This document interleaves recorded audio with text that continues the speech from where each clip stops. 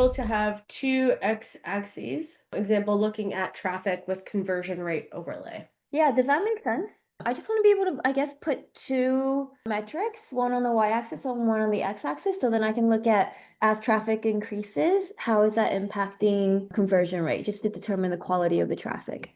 I'm trying to think what chart would let you do two x-axes though. I don't know that we have two x-axes. We've recently released two y-axes. You need to be a follow-up for product just to understand it, because I'm not sure. I haven't seen anything with two x-axis yet.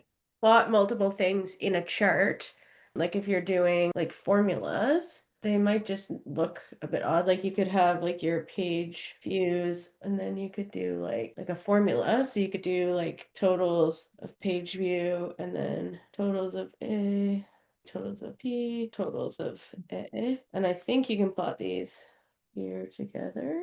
I just don't know that they'll, yeah, I want to be able to like scale the, technically, I guess, like the x-axis. yeah. Yeah, what So she's trying to do is then have another y-axis to then like show conversion rate. Oh yeah, you can just put it on the right Yep. there. Totals B over totals A's to the right. Yep.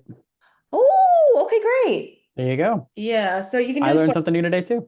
I need it We only just came out with this update. So yeah, if you click on the labels here, it'll give you the option and then you can play around with those there. And you should Okay. be probably as well, like if you have your conversion rate saved as a metric, you can probably also just like pull it in here and like not even need the formula. You can probably just add like the two different metrics and then do your y-axis here. Okay. Okay, great. Awesome. Cool. Thank you.